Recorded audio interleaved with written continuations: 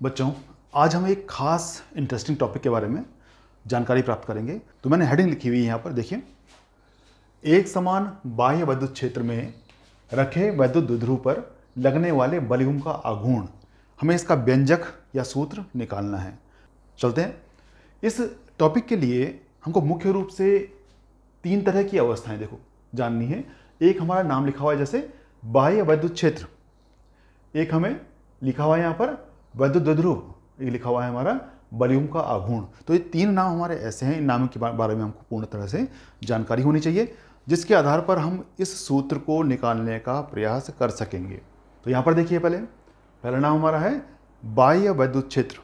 तो इसका मतलब बाह्य मीन्स बाहरी, अतः यहाँ पर यह क्षेत्र द्विध्रुव के आवेशों के द्वारा उत्पन्न नहीं होगा, वो बाहर से मिलेगा, कहीं और से मिलेगा, और उस क्षेत्र में हम यहाँ पर द्विध्रुव को लाने का प्रयास करेंगे।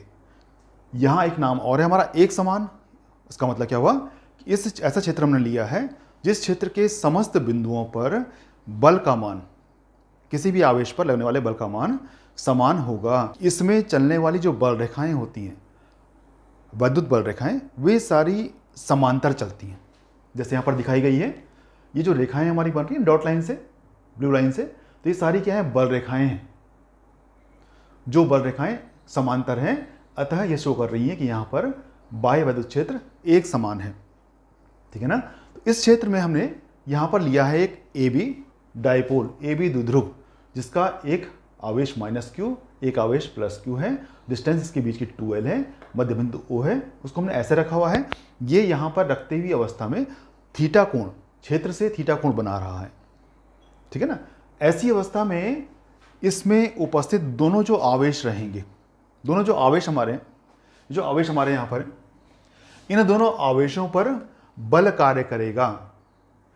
बल यहां भी लगेगा, बल यहां भी लगेगा। यहां आवेश प्लस है, तो इस +q आवेश पर कार्य करने वाला बल फॉरवर्ड दिशा में, और इस आवेश पर कार्य करने वाला बल बैकवर्ड दिशा में, क्योंकि ये नेगेटिव है, कार्य करेगा।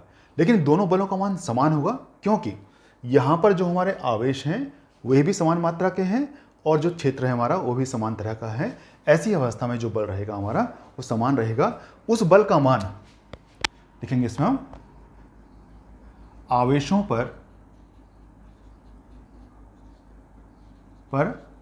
लगने वाला बल, जो बल रहेगा हमारा F = QE, इस सूत्र से हम प्राप्त करेंगे। इसे हम एक मान लेंगे। ये हमारा बल है जो दोनों आवेशों पर लगता हुआ हमें दिखाई देगा। अब देखिए, यहां जो हमारा ये बल है ना, यह बल इसकी दोनों आवेशों पर कार्य करती हुई अवस्था में इसको घुमाने का प्रयास करे। जैसे माना, ये मान सकते हैं हम कि माना हमारे पास ये जो है, ये मार्कर, ये एक द्विध्रुव है, इसका एक पोल ये है, एक पोल ये है।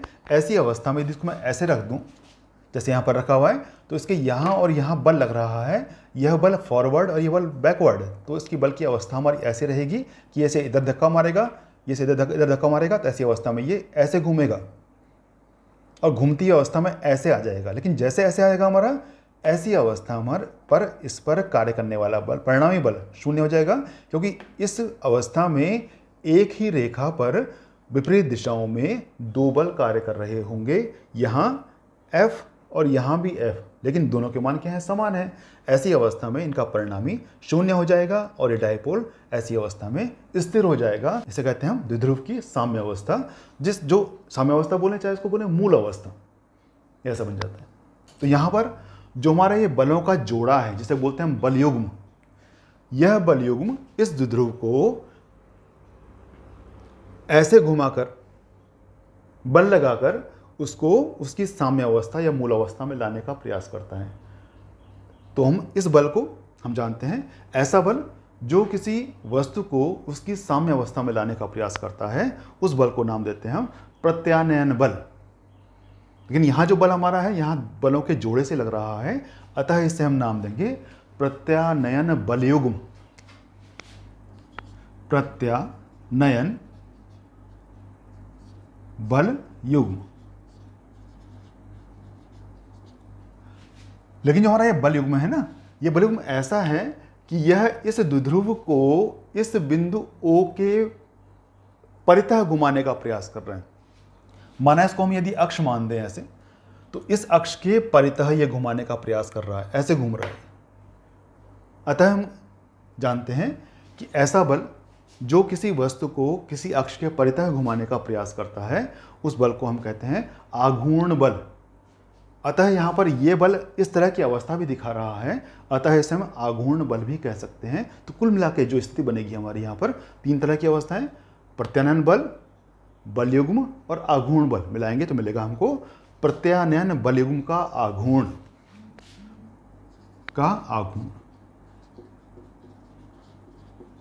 इसे हम शो करते हैं यहाँ पर टाउ से, और इस टाउ का मान निकालते हैं हम दोनों बलों में से किसी एक बल का मान, जिसे हम F कहेंगे, और गुणा इन दोनों बलों की क्रिया रेखाओं के बीच की लंब दूरी। दोनों बलों की क्रिया रेखाओं के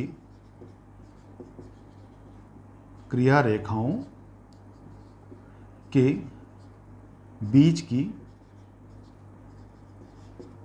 लंब दूरी। और देखिए ये क्या मतलब हुआ इसका, क्या होती क्रिया रेखाएं?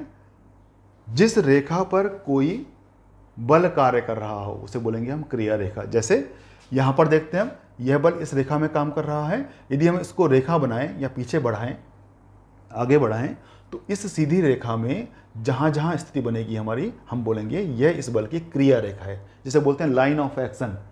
तो जो वैसी स्थिति इसकी बन रही है हमारी, इसको डॉट बनाएं तो जो रेखा बनेगी हमारी यहाँ पर, ये इसकी क्रिया रेखा कहलाएगी, है ना। और तो इन दोनों बलों की जो क्रिया रेखाएं हमारी बन रही है, उनके बीच की लंब दूरी कौन सी होगी हमारी? हम इसके और इसके बीच में लंब डाल देंगे। ये लंब डाला हुआ हमने, जिसे हम BN कह रहे हैं। अतः यह लंब दूरी जो हमें निकालनी है यहाँ पर BN हो जाएगी। इसे हम समीकरण नंबर 2 मान लेंगे। ये हमारा मुख्य समीकरण है, जिसमें हमें मान रखकर बल और BN के मान रखकर हमें कुल टाउ बल निकालना है। टाउ बल मतलब आघूर्ण बल को ज्ञात करना है। ठीक है, तो अब देखिए यहाँ पर जो हमारा टाउ का मान निकल गया है, इसके लिए हमारा बल तो हम जानते हैं पहले से निकला हुआ है, हमारा बल equal to F equal to QE हमें मिला हुआ है यहाँ पर। लेकिन यहाँ पर दोनों बलों की क्रिया रेखाओं के बीच की लंब दूरी हमको ज्ञात करनी है। तो इसको मान निकालने के लिए हम यहाँ पर जो हमारा ये ज्यामिति हमने की है, जो हमारा डायग्राम बना है, इस डायग्राम में हमें खोजना है कि BN का मान कितना होगा, जिसको रख के हम यहाँ पर मान निकाल सकें। तो यहाँ देखिए, यह हमारी जो आकृति बन रही है, इस आकृति में ABN एक बन रहा है ट्रायंगल या त्रिभुज, जो समकोणिक है, समकोण त्रिभुज है। तो जानते हैं हम समकोण त्रिभुज में 3 तरह की भुजाएं होती हैं, एक आधार, एक लंब और एक कर्ण। और यहाँ हमको थीटा कोण भी दिया हुआ है, तो हम इस थीटा कोण के त्रिकोणमितीय अनुपात यहाँ पर ज्ञात कर सकते हैं ऐसे रूप में, जो यहाँ पर हमें ज्ञात और अज्ञात जो हमें निकालना है उस भुजा के अनुपात के रूप में प्राप्त हो जाए। उसको यहाँ पर जो हमारी भुजाएं हैं, जो ज्ञात है वो कर्ण है, जो अज्ञात है जो निकालना है वो लंब है। तो कर्ण और लंब को लेकर हम साइन अवस्था को लेकर, अनुपात को लेकर यहाँ मान निकाल सकते हैं। तो यहाँ देखिए लिखते हैं इसमें त्रिभुज, समकोण त्रिभुज कौन सा, ABN से साइन थीटा इक्वल टू लंब बटे कर्ण। लंब क्या है हमारा BN, कर्ण हमारा जो है यहाँ पर AB, दोनों के मान रखेंगे तो मिलेगा हमको sine theta equal to BN, ये तो निकालना ही है, और ये 12 हो जाएगा। ऐसी अवस्था में हम इस 12 के को इधर भेजकर BN का मान निकाल सकते हैं। Implies that BN equal to 12 sine theta. समीकरण नंबर 3 बहुत ईजी है, बहुत आसान है, आपको बस समझना है। ये सारी अवस्थाएं ऐसी हैं जो आपने पहले ही पढ़ी हुई हैं सारी, कि जो त्रिभुज बनता है हमारा समकोण त्रिभुज में लंब कर्ण आधार रहते हैं हमारे, उससे हम ट्रिग्नोमेट्रिकल फंक्शन जिन्हें sine cos tan cos sec cosec बोलते हैं वो निकालते हैं। यहाँ हमारा अनुपात जो मिल रहा है साइन रूप में मिल रहा है, वो रखकर हम मान निकालने का यहाँ पर प्रयास कर लेंगे। तो मिलेगा हमको यहाँ पर BN equal to 12 sine theta. ठीक है ना। तो ये मिल गया, तो इजी हो गया हमारा सारा, क्योंकि हमने बी एन भी निकाल दिया। ऐसी अवस्था में इन दोनों मानों को, मतलब समीकरण नंबर 1 और 3 को हम रखते हैं समीकरण नंबर 2 में, और हम टाउ का मान निकालते हैं। टाउ मीन्स प्रत्यानयन बलयुग्म का आघूर्ण, जो हमें यहाँ पर निकालना है, जो हमारा गोल यहाँ पर एम है, लक्ष्य है। तो लिखते हैं यहाँ पर समीकरण 1 व 3 का मान समीकरण 2 में रखने पर हमें मिलेगा भाई tau equal to F means Q E और B N means 2l sine theta. दोनों को हम व्यवस्थित करेंगे तो मिलेगा इससे हमको tau equal to 2ql into E sine theta.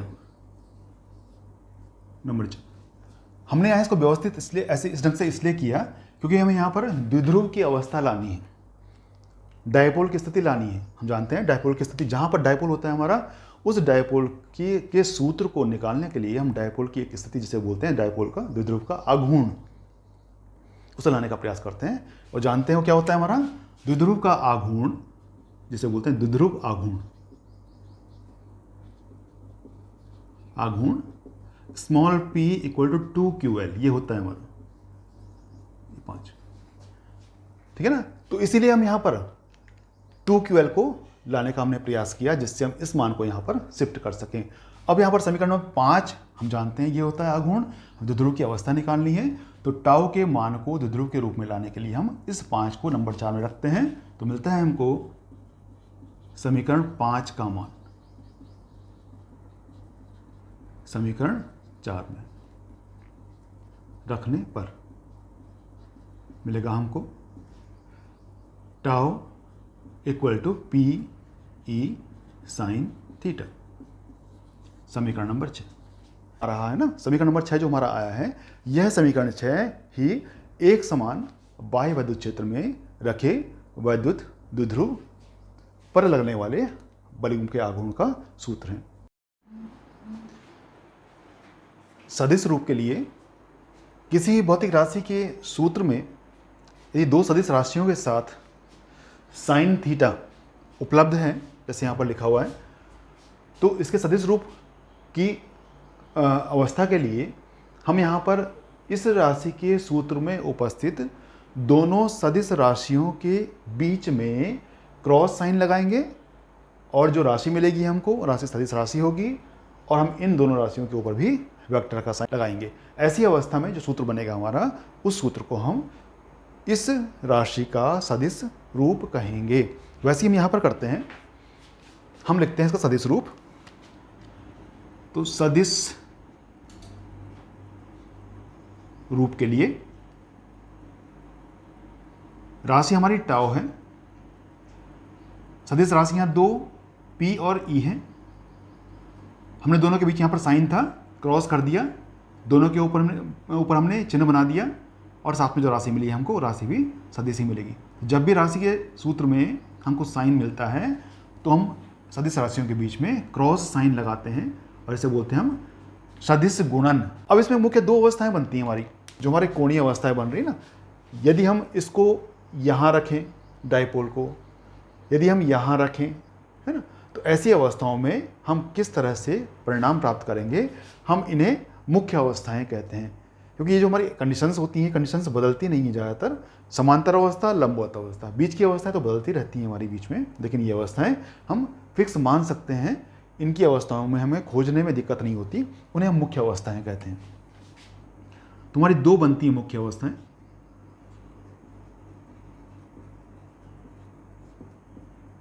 एक हमारी है यदि हमारा डायपोल समतलीय अवस्था में हो, मतलब अपनी मुख्य अवस्था में, मूल अवस्था में हो, तो ऐसी अवस्था में डायपोल उठा हुआ नहीं है, कोण तो यहाँ बन रहा है जब ये उठ रहा है हमारा, तो जब उठा हुआ नहीं तो ऐसी अवस्था में कोण कितना बनेगा हमारा, यहाँ पर 0 बन जाएगा। उसके लिए हम कहेंगे यदि थीटा इक्वल टू 0 डिग्री, तो समीकरण 6 से इससे लेते हैं तो मिलेगा हमको tau equal to P E sine 0 degree और tau equal to implies that tau equal to 0। क्योंकि ये क्यों मिला हमको, इसको 8 मान लिया हमने, क्यों मिला, क्योंकि साइन 0 का मान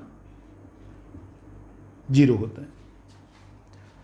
तो ये पहली अवस्था कि यदि ये अपनी मूल अवस्था या साम्य अवस्था से किसी कोण से ना हटे, वहीं पर स्थित रहे, समांतर रहे, ऐसी अवस्था में इसका जो टाउ रहता है आघूर्ण बल 0 रहता है। दूसरी अवस्था, यदि हम इसको यहाँ से उठा के ऐसे कर दें, ऐसे, तो जब ऐसे करेंगे यहाँ पर तो क्षेत्र के साथ इसका जो कोण बन रहा है वो 90 अंश का बन रहा है।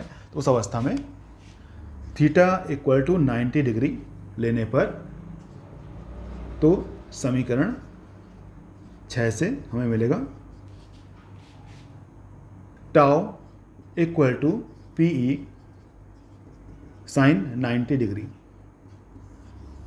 ठीक है ना। तो साइन 90 का मान हम जानते हैं क्या होता है, 1 से करता हूं मैं इस तरफ, चूंकि साइन 90 डिग्री इक्वल टू 1, अतः tau equal to P E हो जाएगा।